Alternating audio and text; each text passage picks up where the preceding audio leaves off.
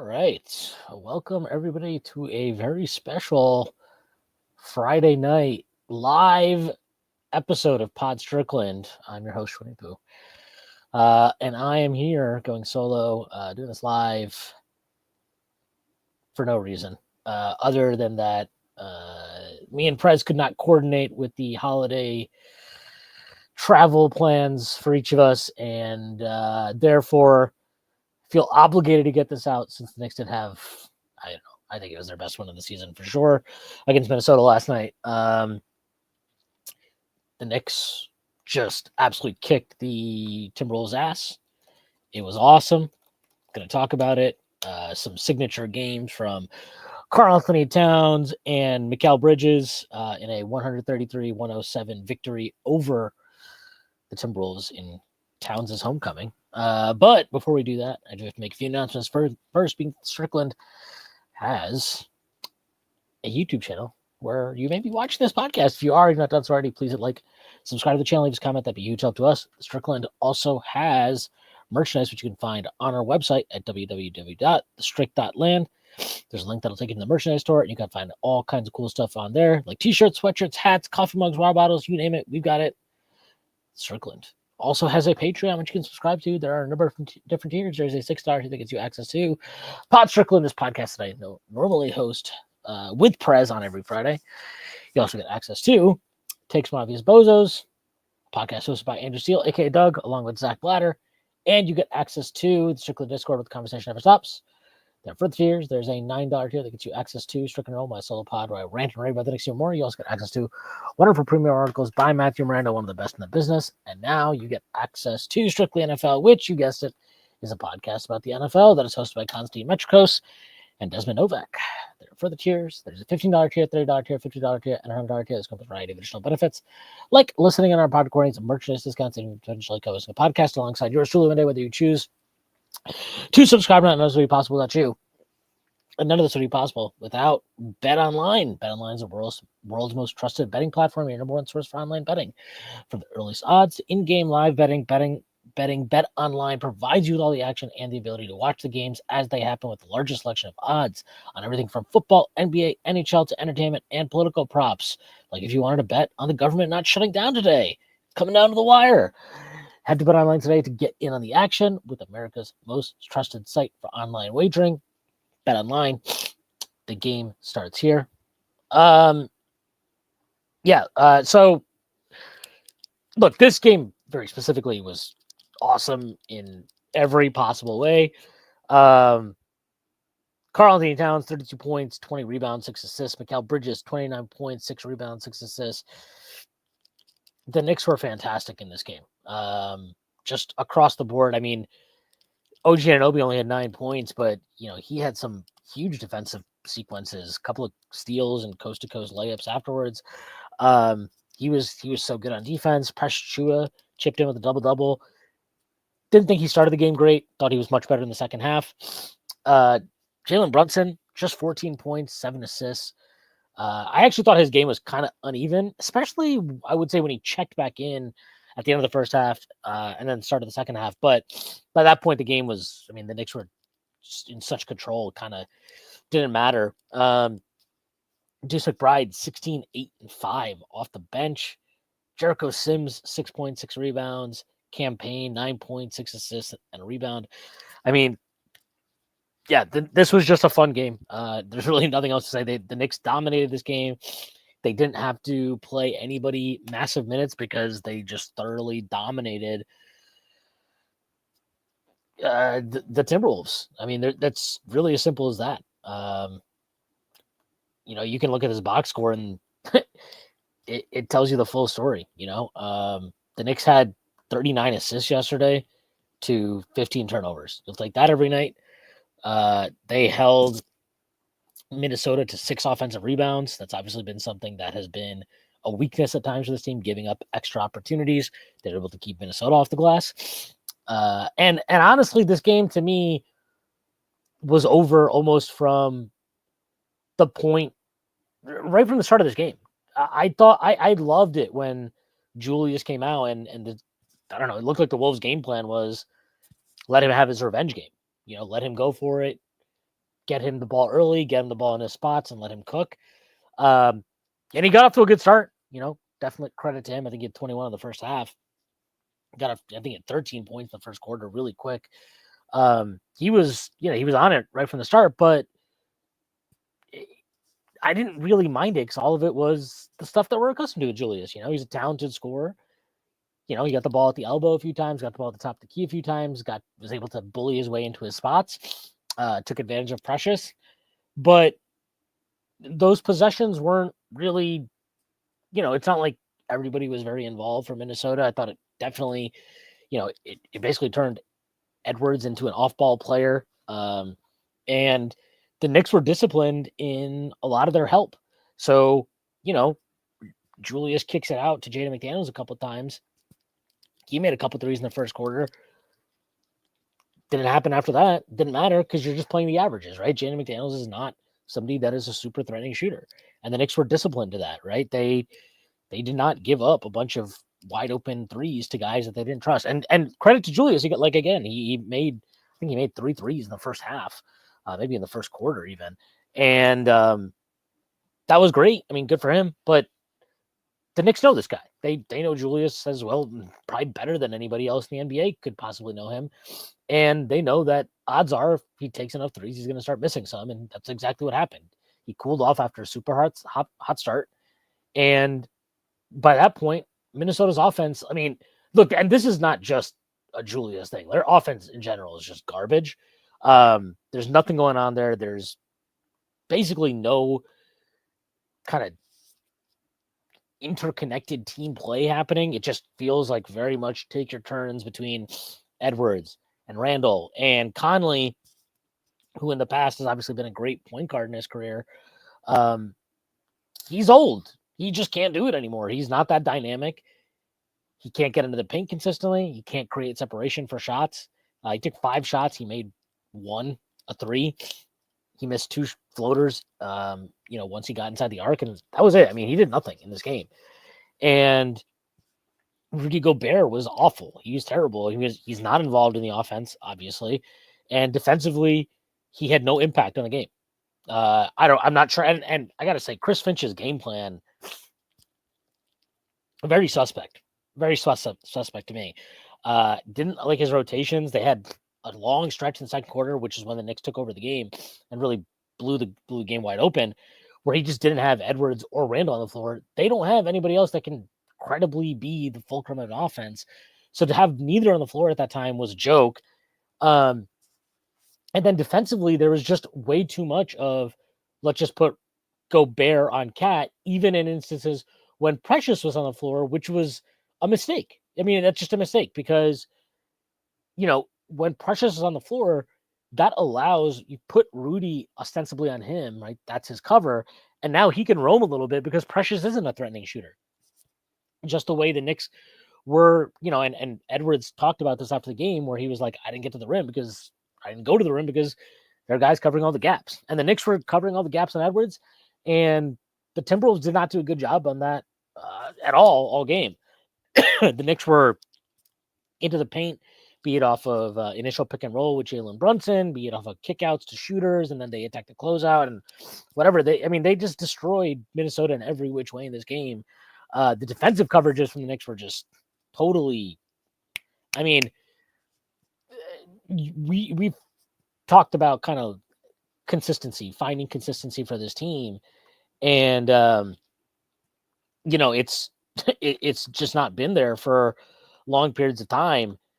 But this game was probably the kind of epitome of what a disciplined performance looks like. And that was across the board. Offensively, I already talked about it. I just thought they knew exactly what they wanted to get most of the time.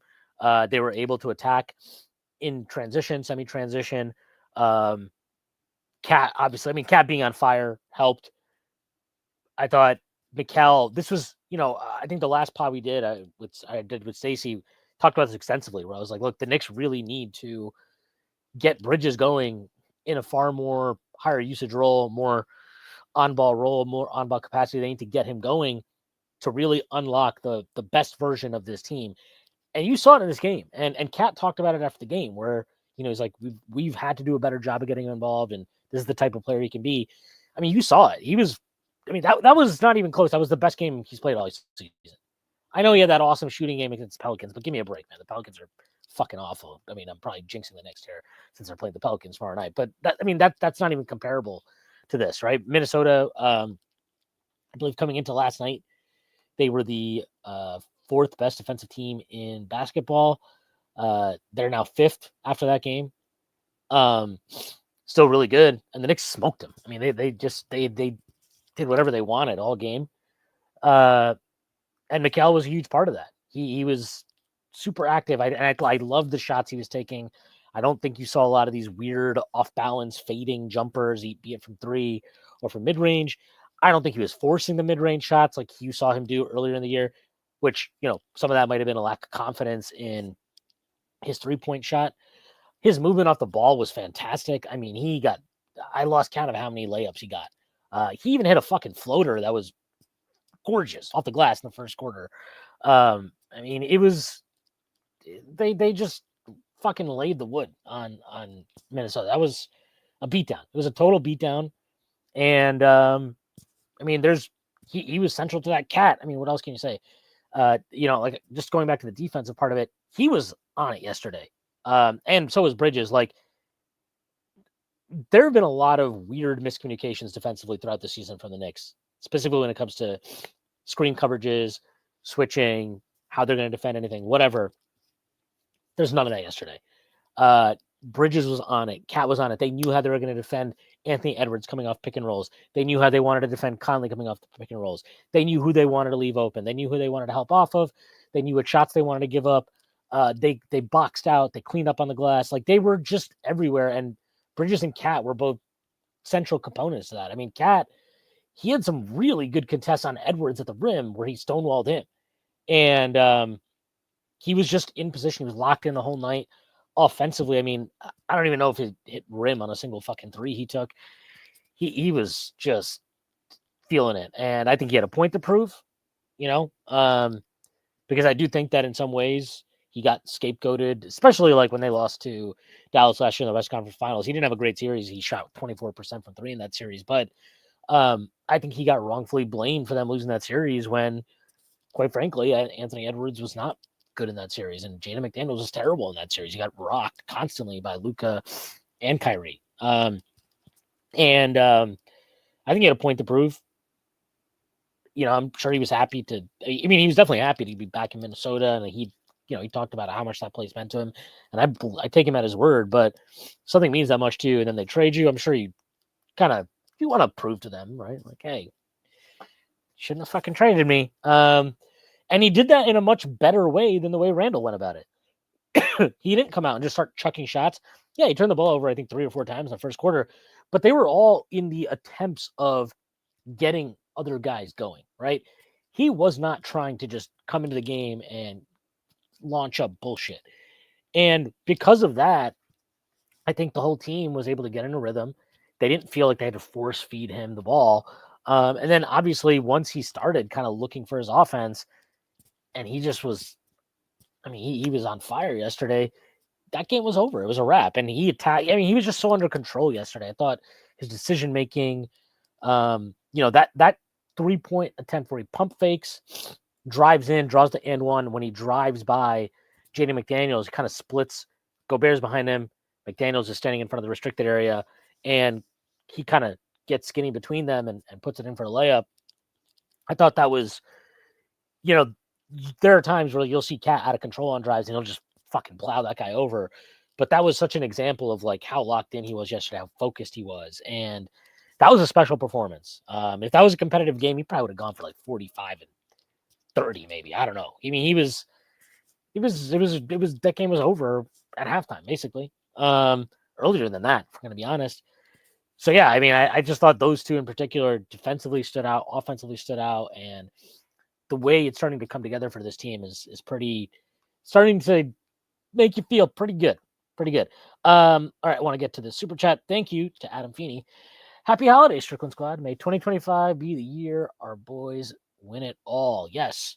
Well, look, I still, if you're gun to my head, are the Knicks winning the championship this year? I don't think I would feel super confident saying yes. But you give me enough games like that yesterday from Mikal Bridges, I think that changes a lot because, he's had good games and he's had bad games, obviously, which we definitely have talked about. But these last two games, I thought that Orlando game, he was like, 17, 1-1-1, whatever his line was. But I thought that box score didn't do him justice. He was fantastic in that game, I really thought. And to be clear, I do think that these matchups, these teams that don't have, dynamic kind of explosive, shifty, quick point guards that can break down defenses and run pick and rolls, that definitely helps him out. But I also think his effort level has been better. I think his physicality was better. And I felt it has been picking up now for a while. He had that game against Charlotte. It was like that noon game on Black Friday, day after Thanksgiving. And it was a disastrous offensive performance. And there were times where Micic was getting the best of him. But even in that game, I thought his defensive execution was a lot cleaner. He just needed to play with a little bit more fight and effort. And I thought you saw that. And I think you've seen that pick up since that time. And these last two games, this is the guy that played yesterday. That's the guy you traded, that's worth the price you paid, because he really does complete your team in a way that very few other guys can. Look, it's one game. I don't want to go overboard, but it felt like a pretty big game given kind of, we're all Knicks fans here, and maybe there's some non-Knicks fans here, but I think everybody here is listening is an NBA fan, so everybody knows the trade that was made right before the season. So we know what last night was about, and I got to say, I thought Cat kind of openly embracing that was good to see, unlike a certain somebody who I'll talk about later. But they knew, and it had that feel, and the Knicks kicked their ass from the start, and Mikal Bridges was a huge part of it. So, yeah, you got to be really, really encouraged by what you're seeing from him, and especially in the vein of what does this mean for the Knicks' chances of title contention? I couldn't tell you exactly what it means, but it's pretty good. It's pretty good right now. The Knicks, for the season, they're fifth in net rating at 8.5. They have the second best offense in the league with a 120.1 offensive rating. Their defensive rating now has just leaped, I say, all the way up. Sorry, all the way up to 15th. They're they have 112.8 defensive rating. They are, just to give you a picture, Dallas, who I think a lot of people would say is an elite defense. I personally think they are an elite defense. I think the numbers are not. To me, they can dial it up when they really need to. And we've seen that from them before. But Dallas has the 11th best defensive rating in the league at 111.4. The Knicks are not, considering some of the games we've seen from them where they've really let go of the rope, they've really kind of tightened it back down. And if you take out, that first game of the season, which was just a complete shit show, they're actually at 12th, 111.6. So they're trending in the right direction. And I think not only forget the numbers, but you can see it. You can really see it. It helps, obviously, when you kind of take a step back after games, because look, that Hawks game is super frustrating, and it's the defense, and it's I don't know. I didn't really think it was the defense. Defensive rebounding, if you want to say that's part of defense, fair enough. But the Hawks didn't really score well in that game. The Knicks couldn't make a fucking shot in the second half. I didn't think they were getting bad shots. I thought Brunson had a terrible game for sure. But even with that, I thought the Knicks were generally getting good shots, and they just couldn't make any of them. But in that moment, it feels terrible, right? In the moment, that Dallas game where they give 129 or whatever it was, and they don't have Luka, it feels terrible. But to me, I felt like when I was watching that game, I was I don't know. I think Dallas is making a lot of bullshit. It feels like they're making a lot of bullshit. And, the Knicks' schedule of late has not been filled with a bunch of great offensive world beaters, which certainly helps. But that's what an NBA season is, right? It's you're going to play a lot of really good offensive teams. You're going to play a lot of teams that aren't so good offensively. And then you see where it all comes out in the wash. And if the Knicks can be an elite offense, which I don't really have any doubts about at this point, and they can be an average to slightly above average defense, like if they can push to that 10th best defense, right? That's kind of like they can push towards that level. I mean, they're definitely a contender. And that would be kind of that's kind of what I thought was their formula to being a contender this year, their best path to success. So, I know that there are certain games that kind of stick in your craw, right? That loss to the Pistons, that loss to Utah, the way they lost to Houston, the way they've lost to Atlanta twice. I think those losses kind of stick in your craw. But when you zoom out and take like a more kind of wider lens view of the team, and given all the stuff they've dealt with in terms of roster turnover, they didn't have Precious for a long time, so you're playing Sims a bunch of minutes. Yesterday, you don't have Josh Hart, whatever. I'm not saying like the Knicks have had some huge injury crisis, especially compared to a lot of teams. Mitch obviously hasn't played at all this year, but the Knicks have dealt with their own shit. Considering all that, I think you got to feel really good about where this team is and where this roster is right now, especially given what we know about how Tibbs teams kind of improve and get better and better and better and better as the season goes on. Ace Bouchard says, garbage time Dante cooked us. Need to be more locked in defensively in his moments. Kolek needs to play better. Unacceptable. Yes, I agree. Honestly, man, seeing Dante yesterday was sad. He looked miserable. And in general, that entire Minnesota team looked miserable. Their quotes after the game were miserable from Anthony Edwards. I thought he cut the figure of a very frustrated human being, very frustrated player with his situation, at least. I don't know. I wouldn't feel great about any of that if I was a Wolves fan. I mean, I've watched enough Wolves games this year. They've been booed at home multiple times. They were booed yesterday multiple times in that game. That's happened like several times this season. And they've had these weird losses. They lost a back-to-back sequence against Portland. And Portland's, they've had some moments this year, but for a team that painted it, or at least felt like even after this cat trade, they're still kind of in the mix in the West. Those are concerning losses. And they're concerning not because they happen, right? I just talked about, the Knicks have had weird losses, but hey, look at the full picture. I don't think the full picture for the Timberwolves looks that great. Not because, look, the defense is really good, and it's probably still going to be really good no matter what. Their offense is terrible. I mean, it's fucking awful. They're 21st in offensive rating in the league this year. They were 17th last year. They don't have a point guard. And this trade they made where they trade Cat out, I think it's just been awful for them. Dante looks like a shadow of himself. I don't like the way they're using him.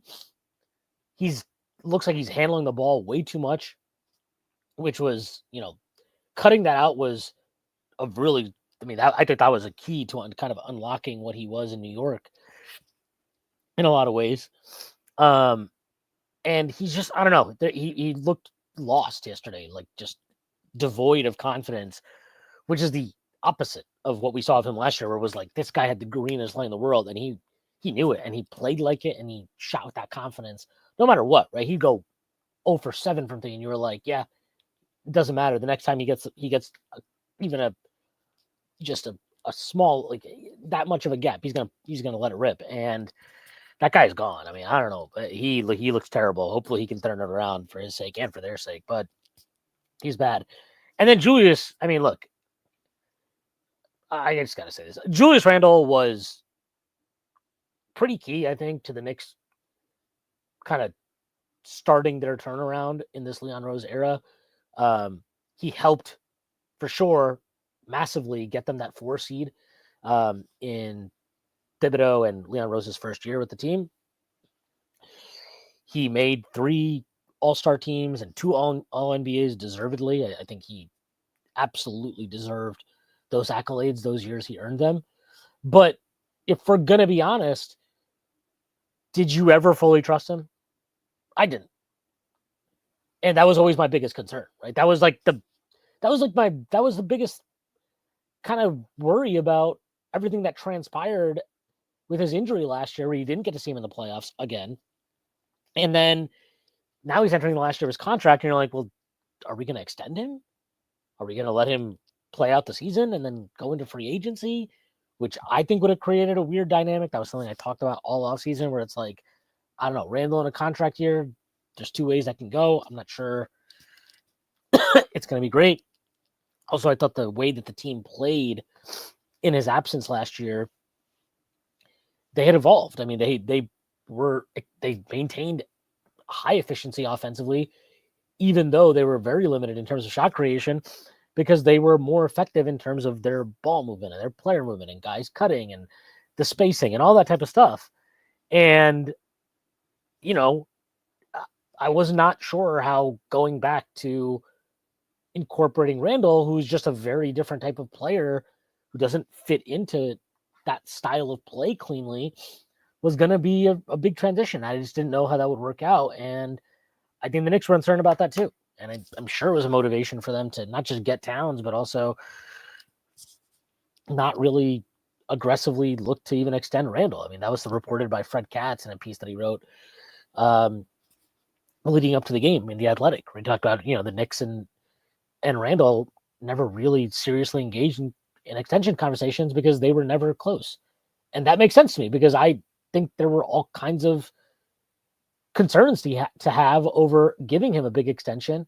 And then at the same time, if you're Randle, you're like, well, yeah, but I'm a 3-time All-Star and I'm a 2-time All-NBA guy. And look at how good then we were playing as a team before I got hurt last year.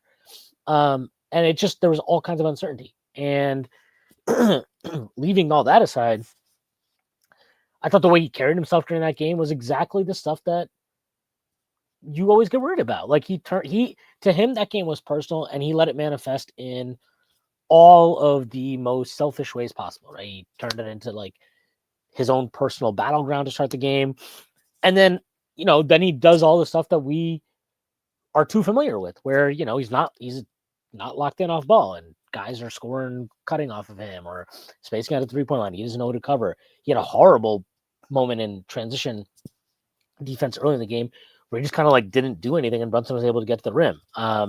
He had one in the second half that went viral where Bridges just runs by him and Randle doesn't do anything, and Bridges gets a wide open layup in transition that could have easily been prevented. And, his rebounding was not wasn't really existent. He drove into blind alleys several times. He had a few sloppy turnovers that led to kind of pick six scores for the Knicks. It's all the stuff that we've all worried about. And then look, I thought the way he behaved after the game, I thought that was silly. I get you lost the game, and I know it was personal to him. We all kind of saw him barking at the Knicks sideline or whatever early in the game when he was on fire. But like, these are like, I don't know, you played a long time with a lot of the guys on this team, on this Knicks roster. I think the Knicks stood by Randle and treated him really well. Given a lot of the various incidents with him, like that entire 2021-22 season, I don't know how many teams would have put up with some of the behavior he had, like, where he's threatening an assistant. He's kind of like, it looks like he's threatening an assistant coach in the middle of a timeout, and he's just ornery and he's stomping off the floor because he's angry that Obi Toppin closed over him and stuff like that. And he's generally just not a pleasant person to be around, I would imagine, as a teammate. And the Knicks, they bring him back and they make it work for 2 seasons, right? Like they did right by him. They dealt with a lot of his very volatile personality, and you never heard much about it. Like, you never heard any public bad mouthing. You never heard any real leaks from the organization and any of that type of stuff about him. Even since he's left, you haven't heard any of that, right? About like, oh yeah, it was really nice to get it off Randle because whatever. And look, his first All-Star season, they immediately put a max extension on the table for him. He signs it. That's a deal that worked for the Knicks, and it worked for Randle too. So, they treated him well. They did right by him. He had his best seasons under Tom Thibodeau with his organization. I think I think you stay on the court, shake these guys' hands. I don't think that's a big ask, and I think it's kind of bullshit that he didn't do that. I don't really have. Am I happy to be off the Julius Randle roller coaster ride every season? Yeah, I am. And I think we saw the difference between Randle and Cat yesterday. I think we've seen it all year, if we're going to be honest. The way you can play offensively with Cat on the floor, especially at the 5, is just, it opens up an entire world of opportunity for the Knicks that never was going to exist with Randle at the 5 or Randle at the 4. And defensively, I mean, whatever Cat's issues are at the 5, I can't even imagine how bad they'd be with Randle if he was playing serious minutes at the 5 this year for the Knicks. Just looking at his effort, which has not improved, and I mean, man, in a contract year with a new team, if this is your level of effort defensively, that's again, happy to not be on that roller coaster ride. I got really nothing else to say about that. Gonna get to some more comments. Keith says, "Hi, Schwinn." Hi, Keith. Chris Bernhardt says, "Conley missing floaters shows that he's truly good." Yeah, he didn't just miss floaters; he missed 2 right-handed floaters, which was, I mean, that's like his go-to shot, and not so much.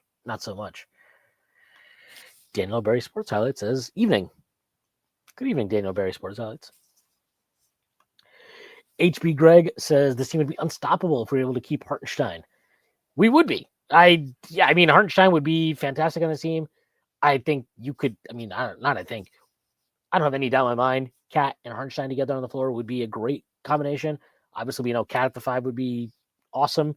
We know Hartenstein at the 5 as a lone big would be great too. Like, it would be, I would feel really, really strongly the Knicks are definitely a contender this year and could win the championship this year if we still had Hartenstein and kind of everything else was the same. But we don't live in that world because Hartenstein is greedy.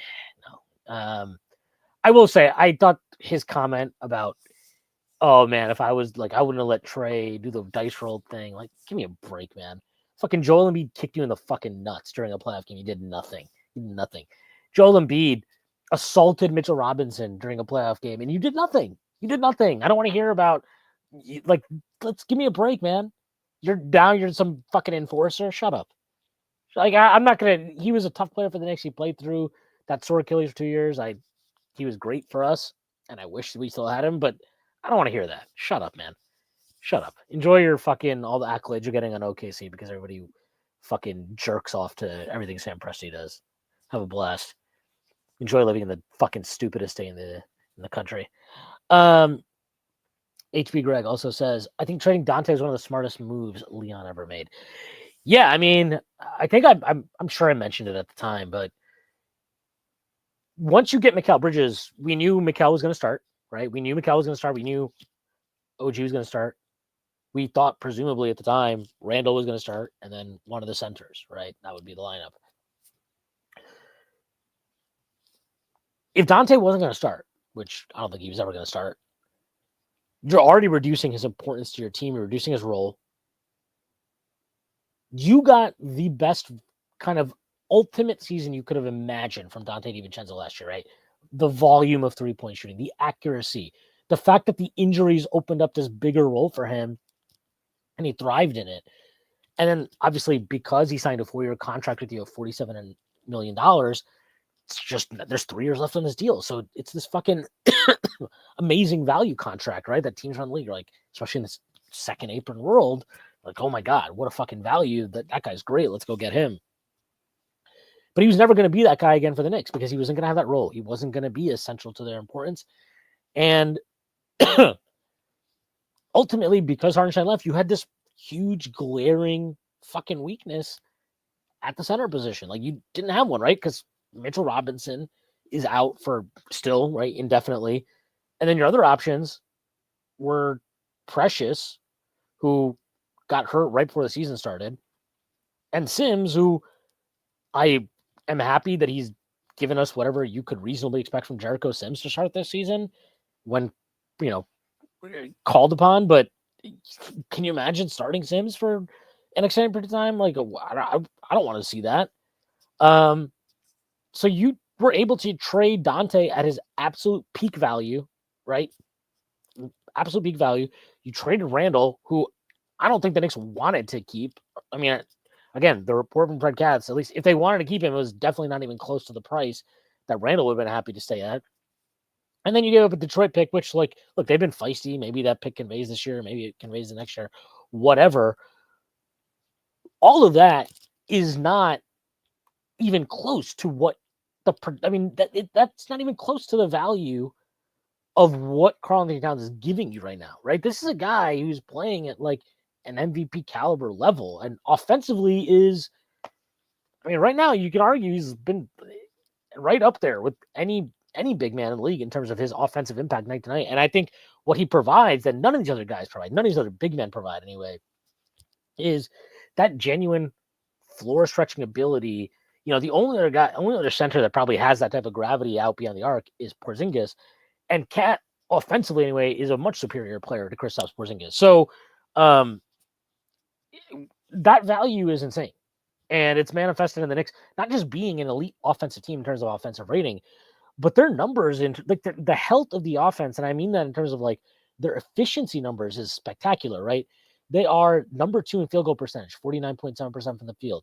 They are number 2 in three-point percentage, 39.6% from the field. They are the second best free throw shooting team in the league at 80.8%. They are the number 2 team in the league in terms of per assists per 100 possessions. They're at 29 assists per 100 possessions. They've been like a bottom 10 team every year with Tibbs in New York. So you see, and you can just visibly see it, right? You see the ball popping around in a way that has never been. You see the ball popping around and players cutting and all this stuff that we didn't see for almost all of the entirety of Tibbs' time here. We saw a little bit more of it with Hartenstein at the 5 last year once Randle gets hurt, but not to this degree. And yeah, to answer, to kind of get back to the comment, yeah, if you had to give up Dante for that, like, sure, I think Dante would be playing a hell of a lot better in New York than he has in Minnesota, because I do think like the confidence he got from playing with Brunson and playing with the Hart and just everything about the situation here was unique. I think he'd definitely be playing and shooting better here, but you have to give up something to get something. And as good as Dante was last year, there's no question that what Cat is giving you right now is, you know, it's a different level. I mean, he's a different level of player, and I'm hands up. I've not ever been the most enthusiastic fan of Cat, but you got to give credit to Leon Rose because the Knicks ultimately Cat was available for anybody to trade for, but the Knicks were the ones that were willing to make the deal and take on that contract, which was seen as, I don't know, not a particularly great value when the Knicks traded for him. And they're now reaping the rewards.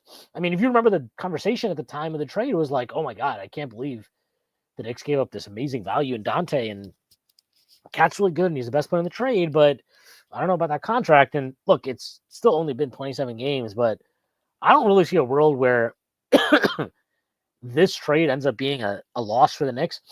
I also don't see a world where this ends up being a win for the for the Timberwolves.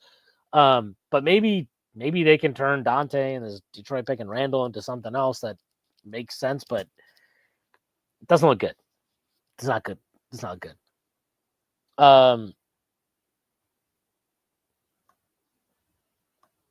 don't think I ever said this. Why did you? Thanks, Chris. Chris Persianen. Cute dog, by the way. Why did you say the Knicks should be looking to trade Josh Hart for Kevin Huerter? I'm pretty sure I never said that. I'd be shocked if I ever said that. If I did, maybe I was high. HB Greg says, if only we put Deuce in the starting lineup, we'd win by 50. Maybe. I mean, Deuce played great last night. He was awesome. It was good to see him have a nice shooting game. And I don't know. I feel like his performances have been a little bit uneven lately, but yesterday, like along with the team, and look, when everybody's rolling, it's kind of easier for anybody to have that game. But he played really well last night, and I just generally am pretty satisfied with where Deuce is as a player. He has real limitations. Obviously, we need to see what he can and can't do on ball. But what he does do, his ability to shoot, his ability to defend at the point of attack, the way he can play, at the off guard position. I think all those are real skills, and we still haven't seen, some of the really awesome guard screen stuff that he can do for Brunson, which we saw plenty of last year. I mean, if you go back and very specifically, if you go watch Game 5 against the Pacers, that was kind of the the rabbit that Tips flew out of his hat to kind of turn the series again back in the Knicks' favor at that time, anyway.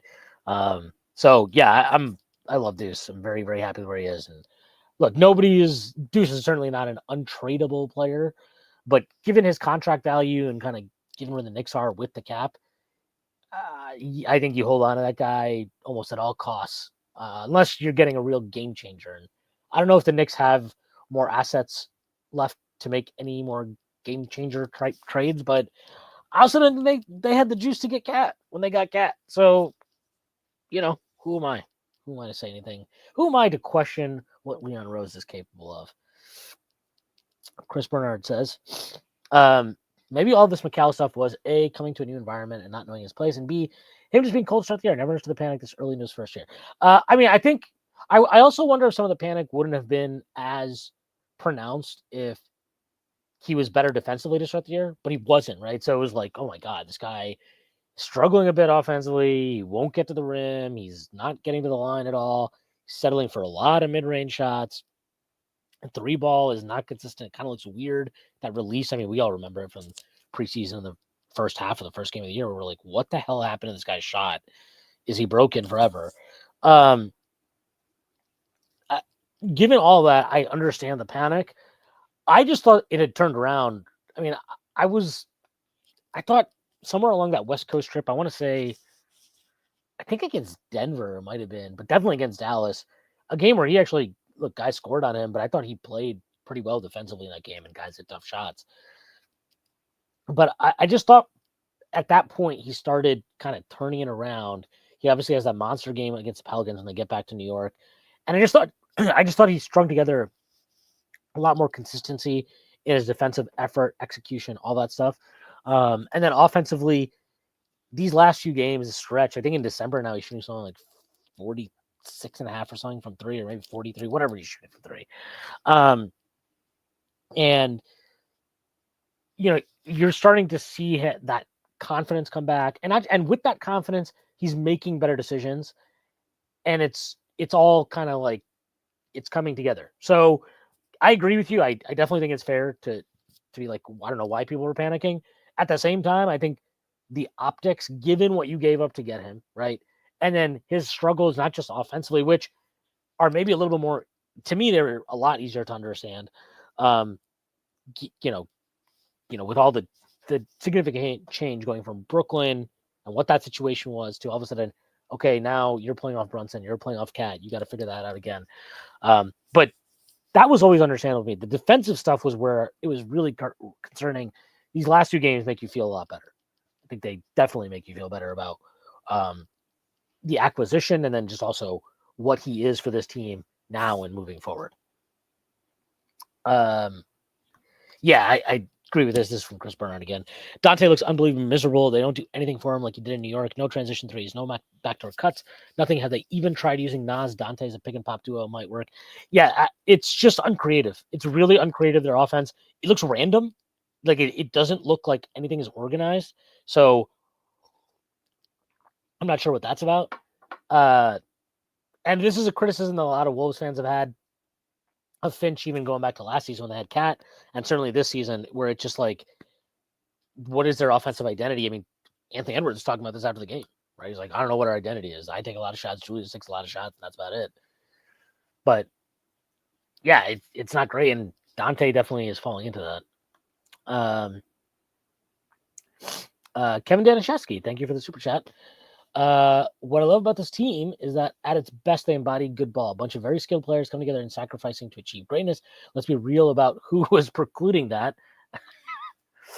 Yeah, look, I don't want to I don't want to just kill Julius here, because I do think there was a value. What the value he provided to the Knicks was real in terms of helping turn them from a laughing stock to giving them a platform where it's like, okay, now we have established ourselves baseline as like pretty consistent playoff team. There's a value to that because the Knicks were not that for fucking ever. But the concern is at a certain point, you're not just happy with that, right? You want more. You want, okay, we're a good playoff team. How do we become a great playoff team? How do we become a contender? And I will just, until I see it with Julius, I'll just always kind of be very skeptical that you can contend with him, given not just kind of the offensive play style concerns, but defensively, he's just so he's not dependable. You know, Cat isn't a great defender, but I think he competes, and I don't think he has brain farts that you're just like, what the hell were you doing? Why were you just not trying on that entire possession? Like, why did you just walk away from your man and do nothing? Like, those possessions where Julius just looks like his controller got unplugged are crazy. He still has them. And I just don't think you can compete. You can't contend with that. And it is what it is. Like,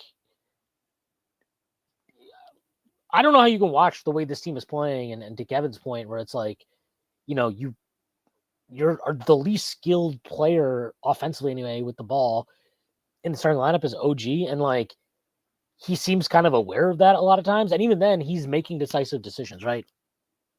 Shoot the three, attack a closeout. Sometimes he tries some really weird mid-range stuff, but active cutter, and then given what he gives you defensively, it's just there's so much value there.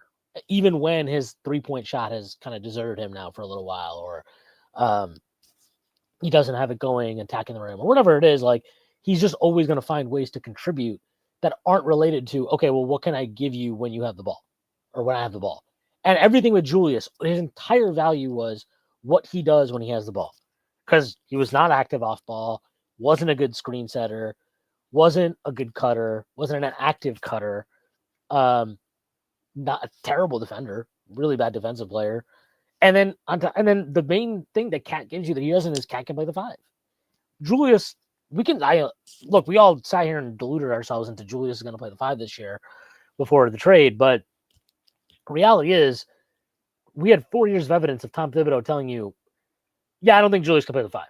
And I find it hard to totally disagree with him on that because Julius, his defensive effort and application is just not there consistently. So, you know, it is what it is.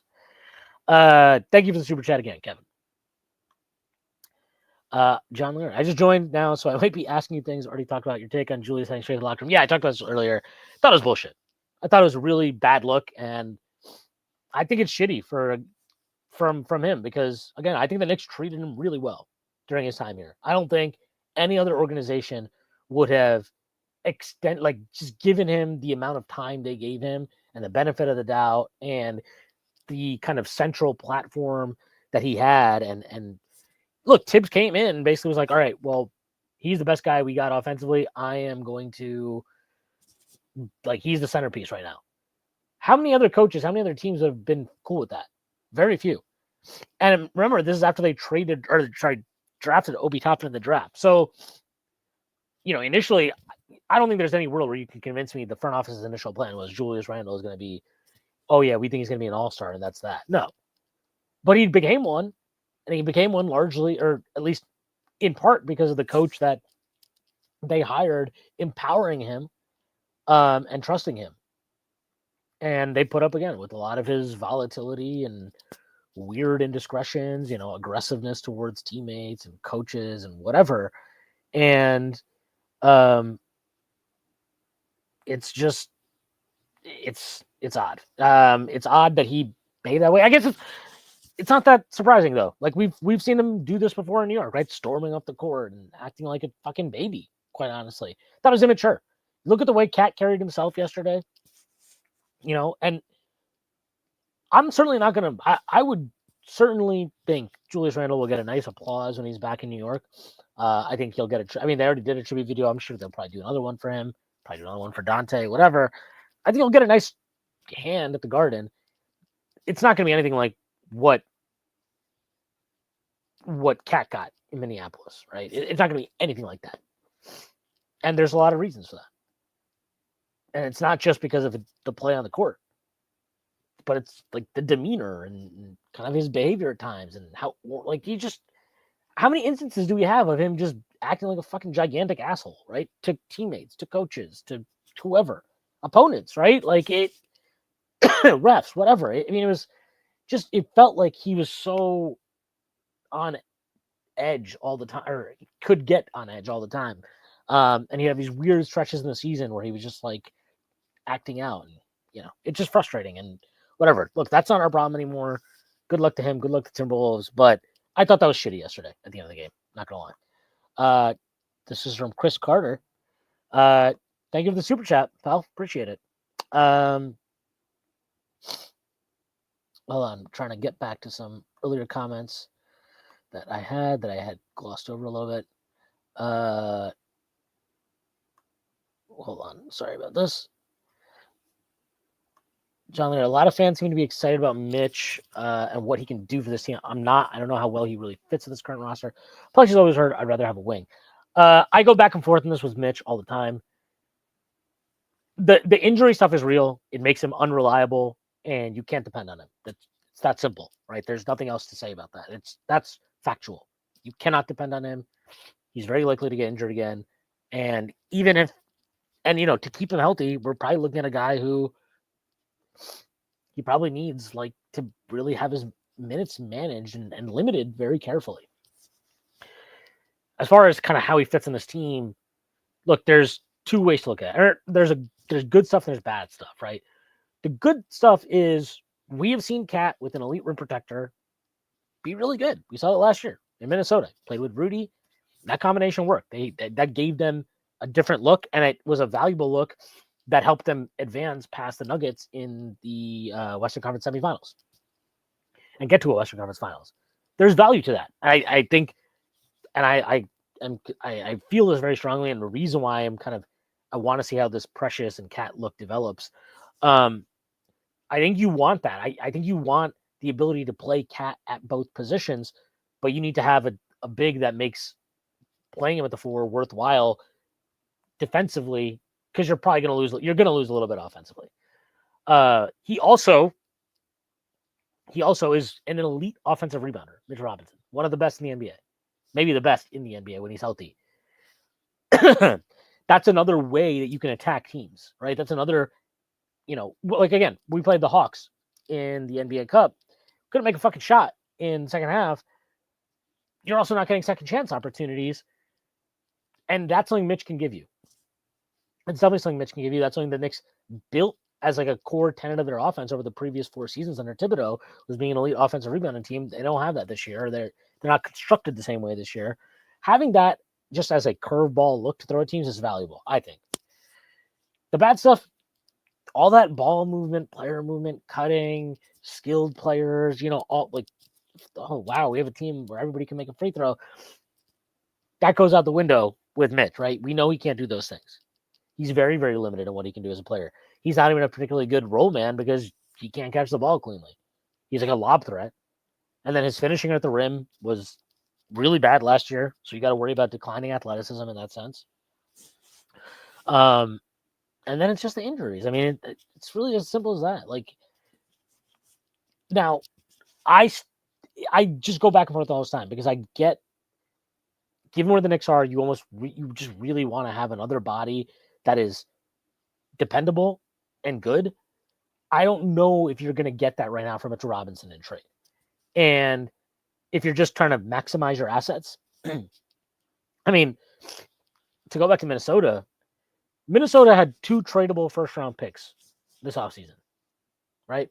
After the Gobert trade, they had to wait 2 years. They had 2 tradable firsts. They had a pick swap in 2030 and a pick they could trade in 2031. They traded both those for Rob Dillingham, who played has not been a factor for them this year. Looked awful last night. Weighs 160 pounds. And it is uncertain he'll ever be a difference maker for them. That was their best trade draft capital that they have to trade now for another 2 years. That's about it. So that should be a cautionary tale where it's like once you make these big moves, right? They make this huge move for Mikal, they make this big move for Cat, and your asset stash is limited, you need to be really, really judicious about the trades you make. And I harbor a lot of the concerns that you just shared with Mitch, but I don't personally feel like that's enough for me to just trade him for the sake of trading him. Now, are there trade targets potentially that I would move him for? Sure. But it needs to be a player that can really contribute and can really contribute not just this year, but for maybe the next year or 2 years moving forward. Because let's be real. If Mitch is going out the door in that trade, it's not just going to be Mitch, right? It's probably going to be your 20, 30 pick swap that you have, or, maybe that Washington protected first, which is effectively a second round pick, whatever. You have very limited assets to work with. You've got to really, really, really hold those tight until the right thing comes along, given where the Knicks are right now. Brent, I think DiVincenzo had a campaign playoff run that will be his career break. Not a bad player, but he's playing over his head with us, and we sold a high value. Yeah, I mean, I think I will say I have a lot more confidence in him replicating that, or at least close to that level in New York, because of just the trust that you can't. There's no other team in the league where the franchise player is going to trust him the way Brunson trusted him. It's just not possible. It is not possible. It's never going to happen. There's no other team in the NBA where he has a already established chemistry and rapport because of college basketball reps with Josh Hart and, would have been with Mikal Bridges. You're not going to replicate that anywhere else. It's just not possible. And that level, that's affects your performance. It gives you confidence, right? Like, what other team in the NBA was DiVincenzo going to have the green light to just take some of these fucking crazy threes he was taking last year in terms of volume and in terms of difficulty? None. And that's part of it. So, I mean, I agree. The Knicks sold at a high, but it sucks. It sucks that he had to go because I think he would have had a really good year in New York for sure. Kevin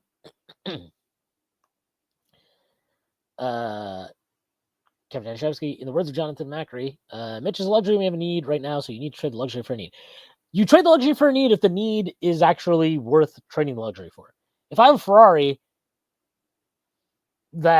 I guess this is a terrible example. Jesus Christ. If I have 3 Ferraris, but I need an everyday car, I don't think trading that in for like a fucking Kia, swapping that out for a Kia makes sense.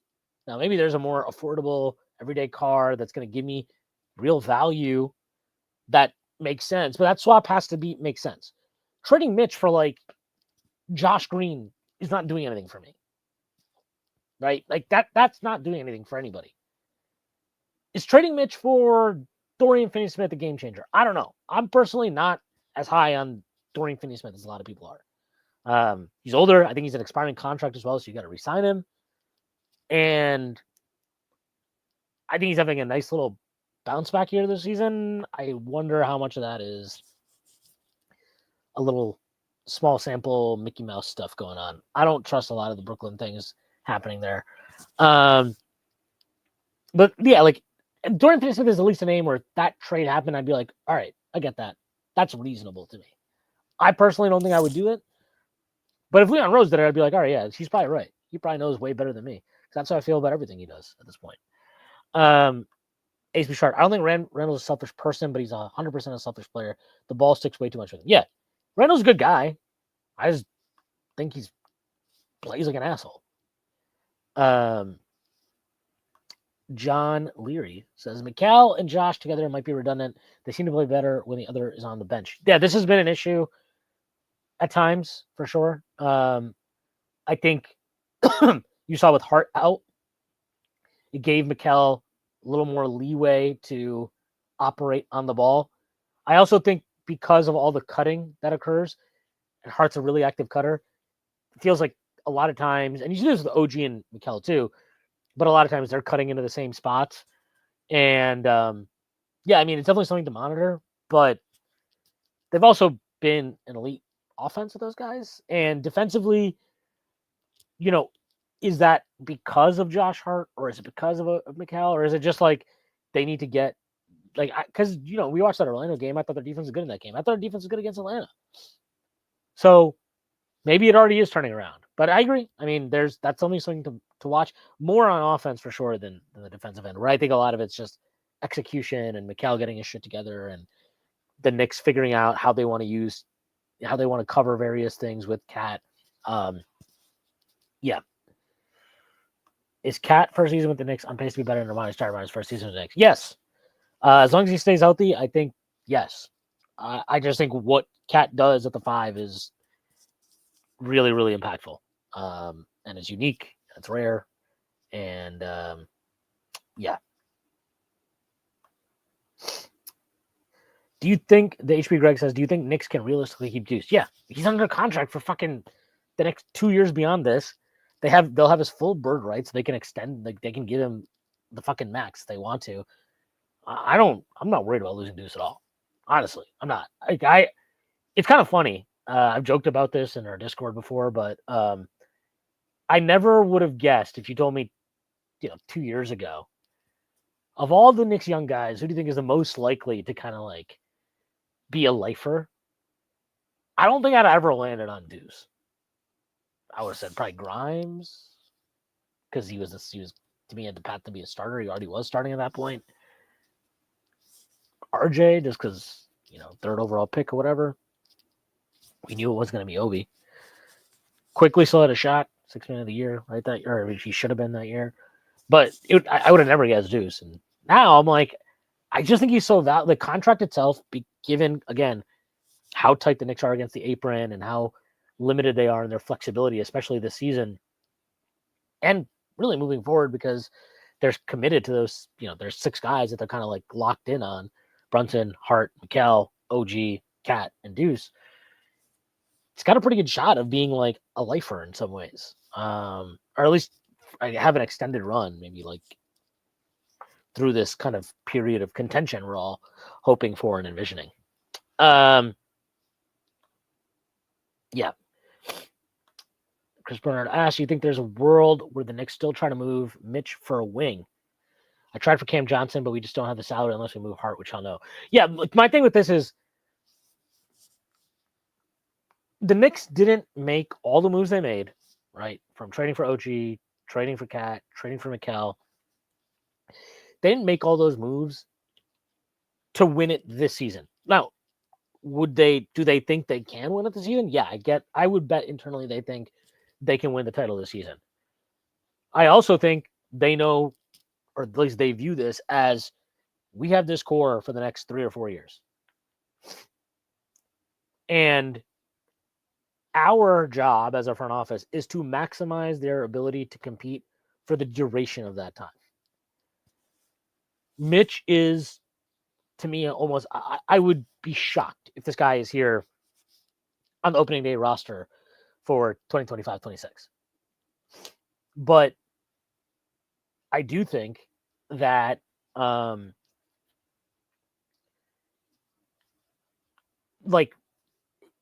this is the type of thing where it's like, well, can you negotiate a trade for Cam Johnson or somebody in that price range easier in the offseason than you can right now? Probably. But like, it's just hard for the Knicks to make moves given their cap constraints right now. And it's certainly hard for them to stack salaries and all this type of stuff. So, and then on top of that, Mitch is hurt. So what value does he really have? And how many games is he going to play before the deadline for him to even establish value or show teams around the league, hey, I can still play? So if you do trade him, are you just trading him at like negative value where you got to attach some of your limited picks remaining just to get a perceived upgrade, or at least get somebody who's active and fills a need on the wing? I don't know. I think it's very likely. I think it's very possible anyway that Mitch survives the season. And I think your best opportunity to trade him is in the offseason. But that is, that's neither here nor there for the time being anyway. So we'll see what happens. I will say, I think the Knicks, don't be shocked if you get maybe a smaller move over the holiday period. All right. John Larry asks, do you think the Wolves regret not going to 5 long-term over the Gobert move? I'll never understand the Gobert trade. like I get it from the perspective of, well, we wanted to have a big next to Cat. Like we want to have that look. Like I've talked about on here, and not just me, a bunch of people talked about this. Having that ability to play Cat at both positions, that I think is that's the real value, right? That's the value, is not just playing him at 5, but also having a double big look as well. Like that ability to play him at both spots that's his special ability, right? That's the thing he gives you. So I don't think the underlying logic of like, we want to go get a big that can play with Cat is bad. That's smart to me. Paying what they did for is ludicrous. I mean, that's crazy. And don't forget, like Walker Kessler, he's a player I don't fucking love, but he's decent, and he kind of profiles as that type of player, right? Rim protecting 5 or whatever. You could have just kept him, seen what that looked like. Just see what it looks like. And then maybe if you think, okay, we like that, but we're not ready to wait around for Walker Kessler, you can find a rim protector who gives you that look, but doesn't command starting role, closing role, high salary, and I got to trade all of my fucking shit out the door to get him. You could have found somebody that gives you that option. I think that was a huge mistake. And it's a mistake that ultimately is one of the reasons that led to them trading Cat for fucking, I mean, what is that? Is that like 50 cents on the dollar they got for Cat? Less? I think it's less. Seeing what we're seeing from Cat now. I don't know. I think it's a huge fucking disaster for them. Really do. And then you trade your picks this summer for Dillingham, and then I don't know. If you want to be real critical, if you want to talk to me about the cap concerns and all that shit, fine, so be it. I think that's real. It's valid. What I don't get is like, was Cat more valuable or was Jaden McDaniels? Because I bet you could have gotten real value for Jaden McDaniels this offseason. And personally, I think Cat is unquestionably a more valuable player to them and to any team in the NBA than Jaden McDaniels. I'm sorry. Like, I get the focus on defensive wing stuff. Like, I understand why that's such an attractive. I know why teams value that so much, but come on, man. Jaden McDaniels is not in the same ballpark as Cat in terms of value, especially for them. Like, Cat, he gave them spacing. Look at their fucking team now. Look at that lineup with Ant. It's like you got Conley, who's 78 years old. You got Randle, who we know his issues, right? Can shoot at times, isn't a reliable shooter. Teams aren't exactly running him off the line. Gobert, not a shooter, not skilled offensively at all. And then Jaden McDaniels, who like has never shot well on volume ever, and isn't a skilled offensive player, and can't handle the ball, and isn't a creator. Like, I think I think that trade is close to a disaster. Or the Gobert move specifically. John Leary. NBA Sirius Radio is debating whether Cat and Mobley should start at the 5 for All-Star game. That it should be Cat. Mobley's had a good year. Definitely played really well, but it should be Cat. Baby Yoda Waffles. Just because we accepted making excuses for Julius doesn't mean we still have to do it. Good point. Baby Yoda Waffles, also a fantastic name. HB Greg, I know we're talking about Julius, but Ant was horrible last night. Yeah, look, Anthony Edwards is a really awesome talent. It's like a special talent. He is not in the caliber of players that people have been talking about or kind of grouping him with at this stage of his career. That like he's not in that group. Like people were really like, oh, he's better than Jason Tatum. And look, we all hate Jason Tatum here, but give me a break, all right? Like Jason Tatum is a much better player than Anthony Edwards right now. I don't care what happened in the Olympics. That's not real basketball. That's not NBA basketball anyway. Anthony Edwards has terrible vision for a primary option. He has awful shot selection. I thought his energy yesterday, like you pointed out, was awful. I've seen Wolves fans talk about him mailing it in defensively at various points throughout the season, especially in first halves of games. And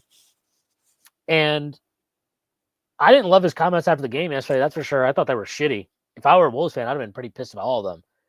Especially that one where he was talking about, oh, yeah, I told Cat I was super happy for him, but I couldn't show it on the floor.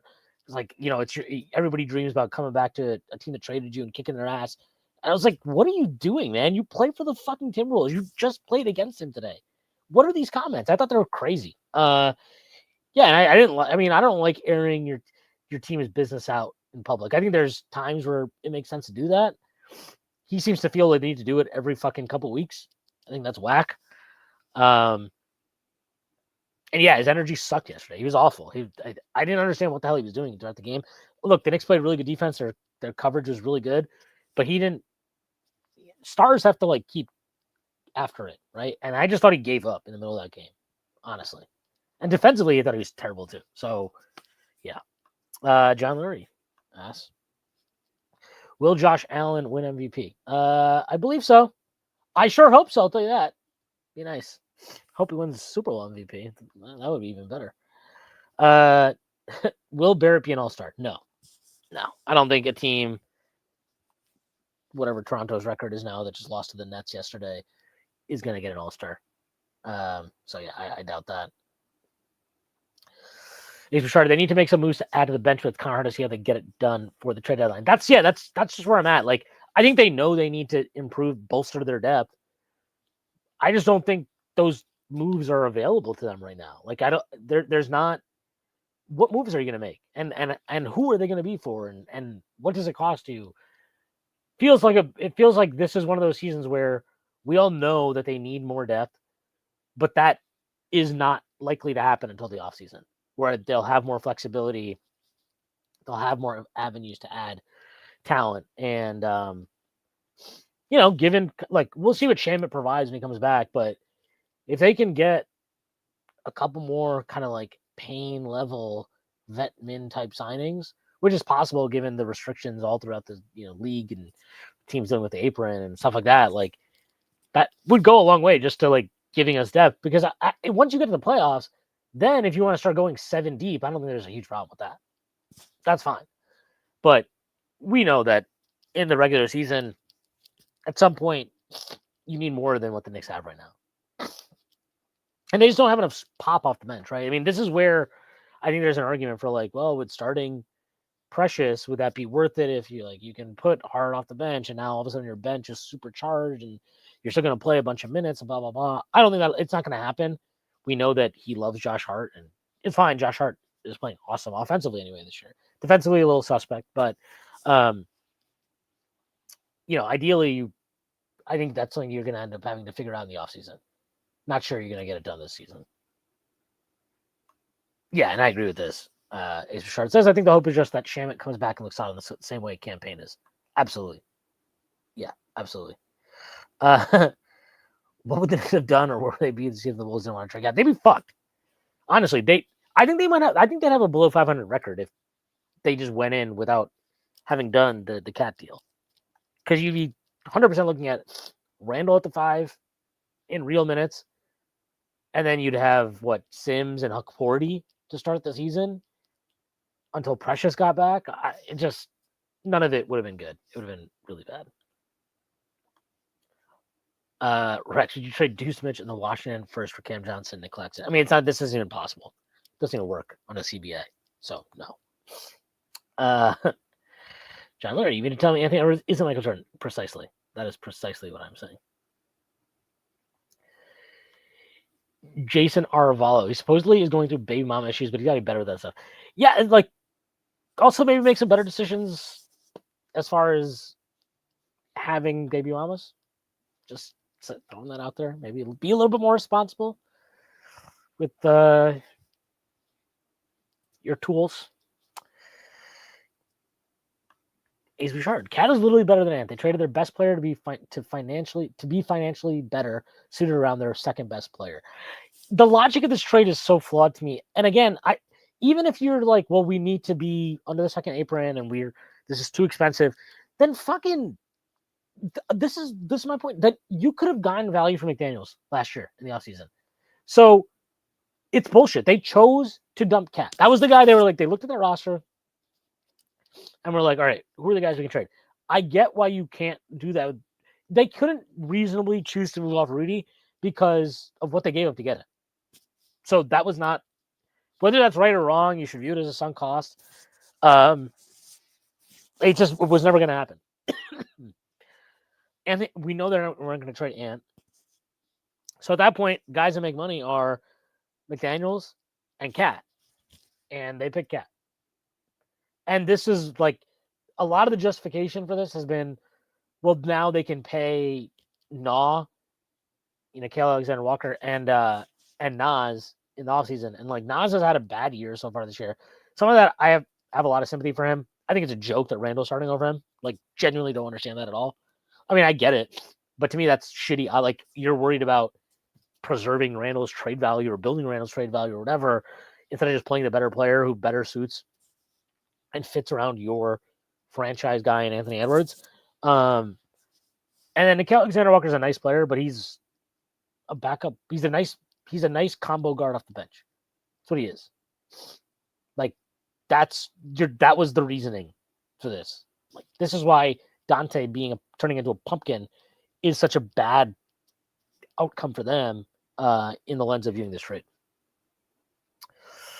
HB Greg says, I kind of didn't get the reaction some people had to the trade about losing Dante and Julius and wanting a chance to run it back. As soon as we lost Ihart, there's running it back. I agree. Once you lost Ihart, there was no ability to run this back. And it was nice spending the entire offseason talking about, like, well, now that we have Mikal and OG and we still have Hart, like, Tibbs has to really lean into running Randle to 5. And look, he would have had to do it if we hadn't made the Cat trade, but it was obvious from all the reporting all offseason that the Knicks they wanted to get another center. They needed to get another center.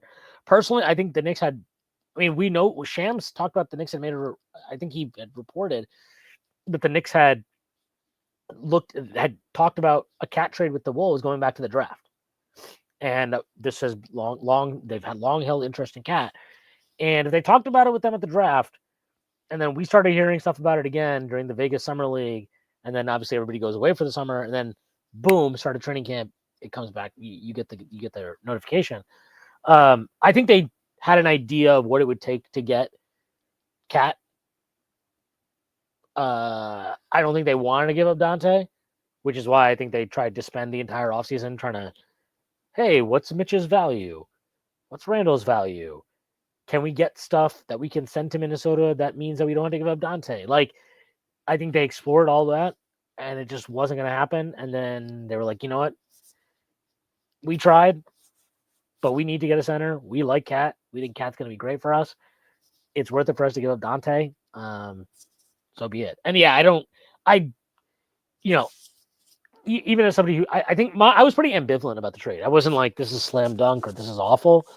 But to your point, like, and now kind of having the benefit of hindsight too, where it's like, yeah, actually that Randle at the 5 thing would have probably been a fucking disaster, especially given how bad Mikal was at times to start the season defensively. Yeah, there was no running it back, and they operated like that all summer, right? They did not sit on like, well, let's just get this team healthy and that's that, right? They make the Mikal trade even before Ihart leaves in free agency. They were going for it. I think they were in it to win it, and they felt strongly about making changes to this team. And I think seeing what the team, how they played with Ihart at the 5 in Randle's absence, I certainly think that influenced their thinking, just generally speaking, about how they want to play, and then how that informed roster decisions, and then how that informs, okay, we like Cat. What can Cat do for us at the 5? I think all that stuff is tied together. Kevin Danishevsky says, I think Gobert trade is one of the worst mistakes in NBA history. They totally could have found a Mitchell Robinson type and been fine.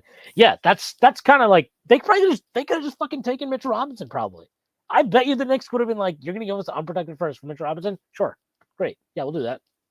They could have had Mitchell Robinson. They probably could have had multiple guys. And you know what? Maybe they could have traded for OG.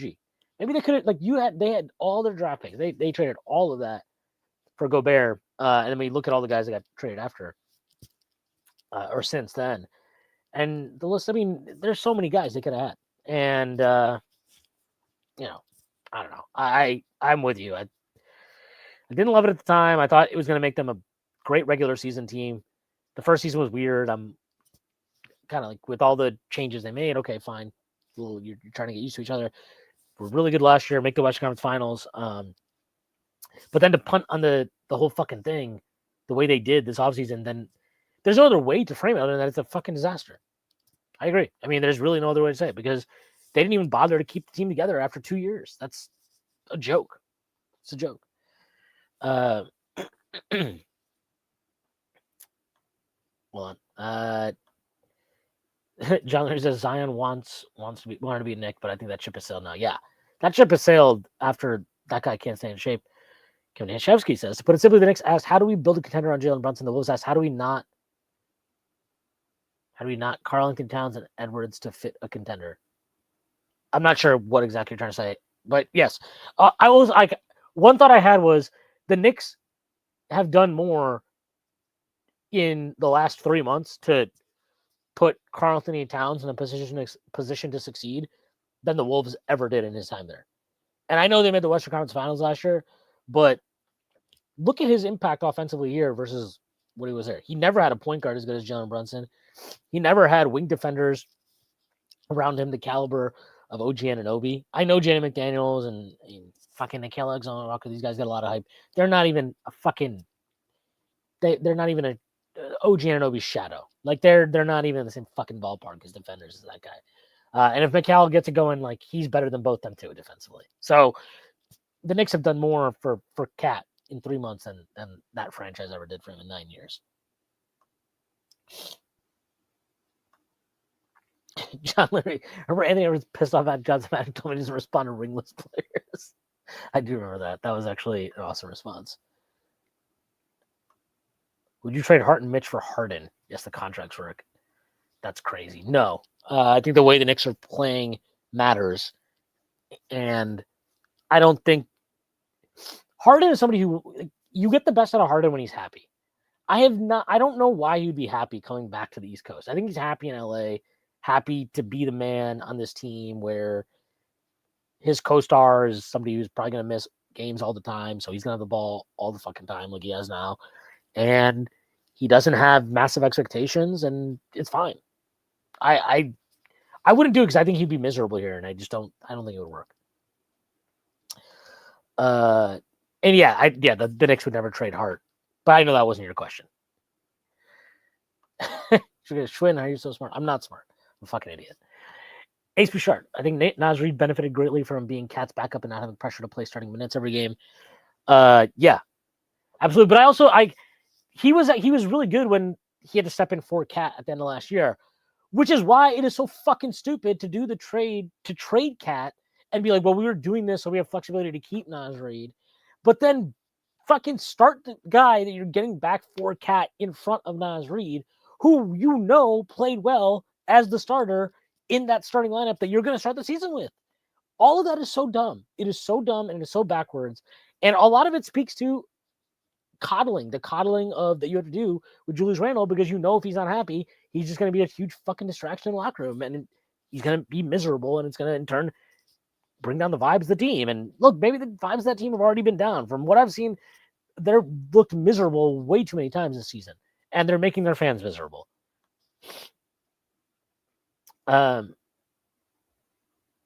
Yeah, this is Mars Jensen says this, and I absolutely agree. They should have actually when they drafted Walker Kessler that would have fit. They didn't give it a try, and they traded him before he even played. Yeah, it was. I couldn't agree more. I could not agree more. HB Greg says, I hope OKC doesn't win a title because that stuff Presti does shouldn't get rewarded. Can Presti make a move? Can he actually be aggressive? Because I don't know that SGA do everything is actually a way to win a championship. And as it stands, our offense sucks when he sits. They don't have great size still, even with Hartenstein. I guess when Chet comes back, they'll have better size. Still feels like they're a team that can get pushed around. And they have a billion assets. I think it's reasonable to have higher expectations of him than oh my God, look at how smart he is. Look at how many assets they have. Look at how long this team's hypothetical contention window could be. Like, we can start holding them to higher standards.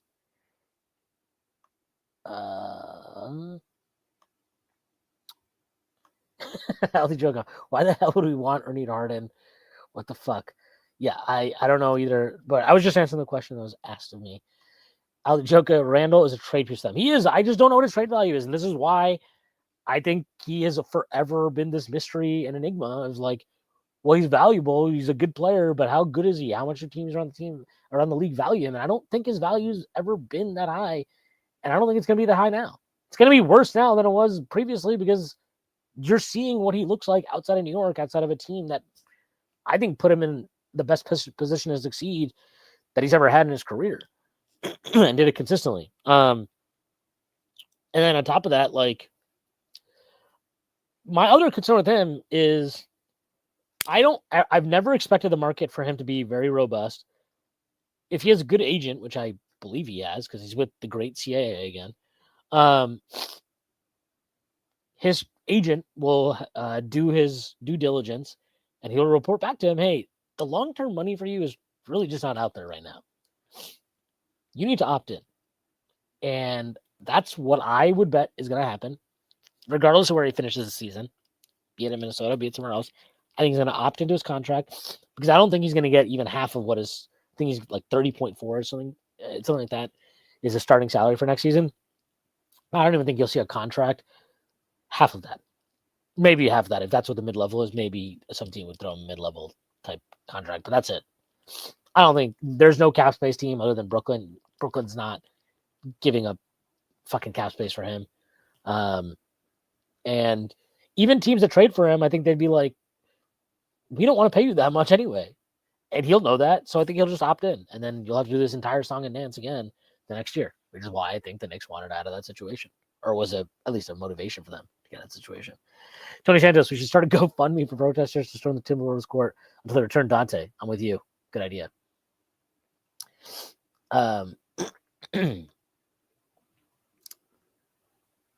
Yes, I agree with all the Hartenstein shit in the chat. Julius won't be in Minnesota long term, is my guess. I agree. I just don't know where he's going to go. Maybe the Clippers maybe would take a chance on him. Maybe Miami. I just don't know how many teams are willing to take a chance on a guy who is very, very talented, but has these very, very specific flaws. And I just think he's going to opt in. That's what I think. But yeah.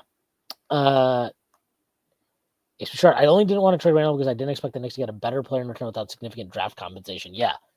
I mean, the guy we were talking about that people were hypothesizing about in the offseason before the Cat stuff was like Markkanen, and everybody's like, well, you're going to have to give up at least 3 first-round picks to get Markkanen, even if you attach Julius. Again, I was just like, I don't know. And I know Markkanen, and like, he's talented and whatever, but I have not loved his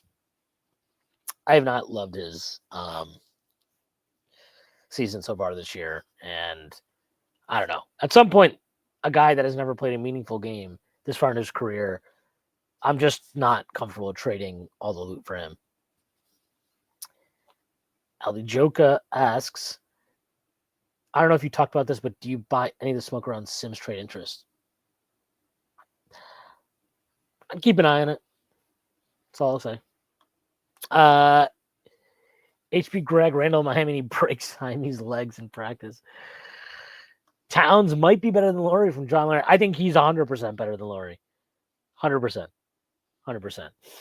Ali Choka, Randall Miami, Spone, Bam is a dangerous combo. Yeah, I agree. I think it's like the one scenario where that I could see them being like, we're all culture will heal all. And, that's that. But they're also like, they might also be like, no, our culture is pretty awesome and we're not dealing with Julius down here. And I wouldn't blame them for that. I think a lot of teams feel that way about Julius. I'm going to wrap up with this one. It's Richard, what do the Wolves do to improve their roster after the season? Cap flexibility is cool, but how do they use it? Randall for Jimmy Butler trade. This is why this trade is such a mess for them because I could buy this more if they didn't do the Dillingham trade. Because if they didn't do the Dillingham trade, this offseason, you could offer up, okay, we have the Detroit pick, we have Dante's contract, we have Jaden McDaniel's contract, and then we have our 2031 pick unprotected, and we have 2 swaps in 2030 and 2032. That's like a pretty decent trade package. I think you might be able to get a real difference maker. I don't know who. I'm just saying that's a real package to me. I don't think Dillingham, to me, you're not getting anything close to what you traded out for him. You're not getting a team to give you an unprotected pick and an unprotected pick swap for Dillingham if you put on the market at the trade deadline or after the season. It's not going to happen. Dante's trade value has gone down significantly just based on his play. And there's less time on his contract, which was a huge part of his value. Randle, I just don't even know what his trade value is. I don't think it's significant. I think at best you're looking at like some other team gives you an expiring contract for him. That's what I think his value is. Maybe you get some nominal draft compensation, like a couple second round picks. You might get a bullshit first. You're not going to get a real first for Julius Randle. That's what I think his market is. And all of that is to say, given those trade chips, I don't really know what having flexibility to make trades ultimately gets you. But good luck to them.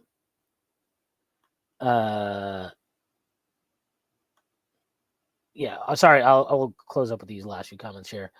As good as the Knicks are, I'm worried we won't be good enough to win the title, but I'm still happy watching the best Knicks team of my life no matter what. That's how I feel, man. I'd much rather look, they went for it. If they don't win a title, ultimately to me, I think it's fair to view that as a failure, but I can deal with this type of failure. I'm much more happy dealing with this type of failure than reconciling the entire period of the 2000s prior to Leon Rose's arrival and talking myself into just the stupidest Knicks decisions and teams and everything surrounding their stupidity over the time. Mitch, Deuce, Kolex, and picks for Herb Jones, Javonte Green, Jerry. This sounds good until we just don't have picks. We don't. If Herb Jones is available on the market, there are going to be teams that can blow our offer out of the water, and I just don't. I don't think the Knicks can compete with them.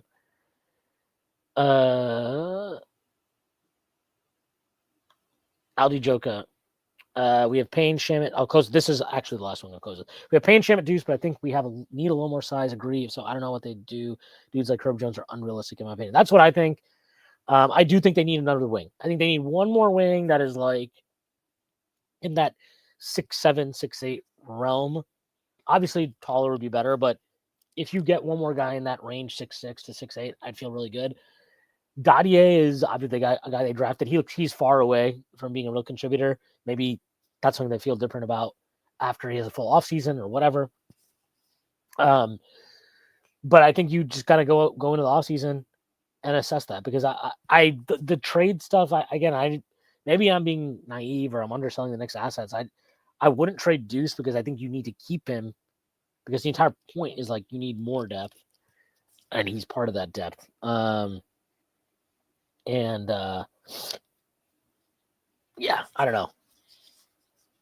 don't know. It's tough. But yeah, hey, look, thanks to everybody that joined me tonight. It's kind of an impromptu last minute thing. So appreciate all you guys hanging out and all the comments and questions. It was cool. This was episode 450. So 450, we're 50 now away from 500. What a time to be alive. So yeah, thank you to everybody that joined. Thank you to everyone for the super chats. That was awesome. Really, really appreciate it. And all right, that's our show for today. Thank you to Bet Online, our sponsor. And I hope everybody has a great weekend. Hopefully the Knicks keep it rolling tomorrow night against the Pelicans. And I will see you guys soon. Maybe even tomorrow night. We'll see. All right, take care. Enjoy your night. Peace.